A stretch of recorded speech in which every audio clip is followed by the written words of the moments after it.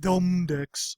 Hey, what's up nerds? Hardleg Joe here, welcoming you once again to Dumb Decks, the show where I look at Yu-Gi-Oh! Builds that are unique and interesting, but not necessarily good or fun to play. In this episode, we're looking at pure Timelords, which is actually a burn deck of all things, which unfortunately means it plays pretty much like every other burn deck, but I'll get to that later. First, let's explain the deck. If you're unfamiliar with Timelords, they are an archetype of level 10 fairy monsters, which mostly share these common effects.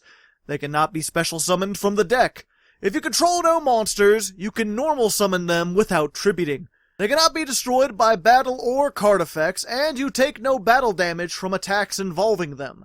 But, once per turn, during your standby phase, you must shuffle them back into the deck. All of the Timelords I'm playing here have 0 attack and 0 defense, except for Sandion, who has 4,000 both ways, but has the additional caveats that your opponent must control a monster in order for you to summon it, and also neither player takes damage from its attacks. So why would you want to attack at all with a bunch of monsters that can't deal battle damage and mostly have 0 attack? Well, that's because they have additional effects that activate at the end of the battle phase if they battled. Sandion inflicts 2,000 damage to your opponent, Mikion cuts your opponent's life points in half, Zaphion shuffles all your opponent's spell traps into the deck, Raphion inflicts damage to your opponent equal to the attack of the monster it battled, Medion returns all monsters except itself to the hand, and inflicts 300 damage to your opponent for each one. Camion, meanwhile, just shuffles 1 card into the deck, but it inflicts 500 damage while doing so, and not only does that effect not target, but neither player can respond to its activation, meaning it can't be negated or chained to. And finally there's Lazion, who shuffles all cards in your opponent's graveyard into their deck, and has the additional effect that once per turn, if your opponent draws a card, you inflict 1,000 damage to them.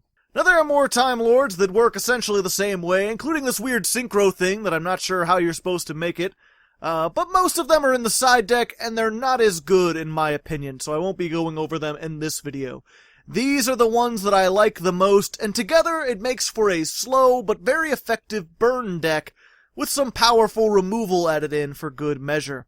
It may seem kind of underwhelming since you're just summoning 1 monster per turn, but the Timelords make for pretty strong defensive walls since they can't be destroyed by any means, and you take no battle damage if your opponent attacks them. Their only real weakness is targeting effects, which we compensate for with some of our support cards. Mound of the Bound Creator is a field spell that says level 10 or higher monsters can't be targeted or destroyed by card effects, and Skill Prisoner is a trap that lets you target a card you control, and for the rest of this turn, negate any effect that targeted that card on activation. This only lasts until the end of that turn, but you can banish Skill Prisoner from your graveyard to essentially repeat the effect again, giving you 2 turns of protection on 2 different monsters for the price of 1 card. And that's really the deck. We've got some other cards in here, but they're really just tech cards you can replace with anything. I put a lot of draw power in here, since you're kind of dead if you don't have a Timelord in your hand. There's this Time Maiden thing that lets you search a Timelord and then summon one from the deck, ignoring its summoning conditions, which is pretty nice. We've got some additional burn damage in the form of Magical Cylinder, just a classic troll card, and some additional removal in the form of Torrential Tribute, which will wipe out your opponent's board, but has 0 effect on your Timelords because they aren't destroyed by card effects. All in all, it's actually a pretty effective deck that can troll its way through a lot of wins simply by virtue of people not having any idea how to fight it. If you can get a decent starting hand of just a couple Timelords and like Mound of the Bound Creator, anything short of a Kaiju is not going to be able to get past you.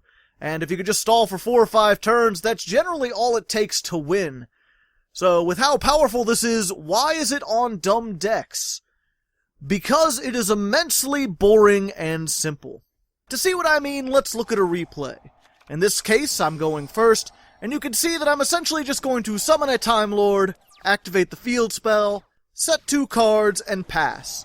And that is pretty much the most complex play that Timelords are going to make.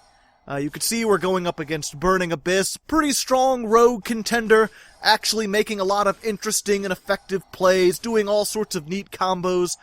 They kaiju our one Timelord, which puts us at a severe disadvantage, and they're nearly going to OTK us. If not for Orbital Hydrolander's effect missing due to an unlucky mill, and my skill prisoner preventing that Gamecill from being targeted, I would have lost outright. Once we survive that turn, though, you'll see the standard Timelord play. Summon a Timelord, attack, and then pass. And that's all you really do. It's pretty much going to be the same as my first turn, I just don't have any traps to set. If I did have any traps, I would set them immediately, and activate them the first chance I got. There's few decisions to be made while playing this deck. Sometimes you choose which Timelord to summon if you have multiple in hand or the ability to search with Time Maiden, and sometimes you have to decide when the best time to activate Torrential Tribute is, but for the most part you just summon what's in your hand, attack with it, set anything that's not a Timelord, and just pass. The deck is super linear, and it gets really boring to play really quickly. So yeah, overall, an interesting deck with unique art. It certainly works, and you can use it to troll your friends with, but if you play it too much, your friends probably aren't going to want to play with you anymore. Most decks don't have access to non-targeting, non-destruction removal to deal with the Timelords, but if they can, they're likely going to take you out with the greatest of ease, because all you can do is sit on one monster. Give it a try if you want, it'll probably rack you up a couple wins, but you're not going to be winning any tournaments with it, and it's probably not something you're going to want to play for all that long.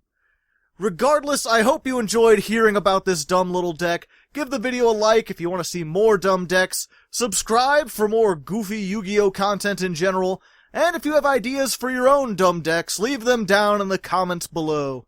Thanks for watching, and until next time, good luck, and have fun. I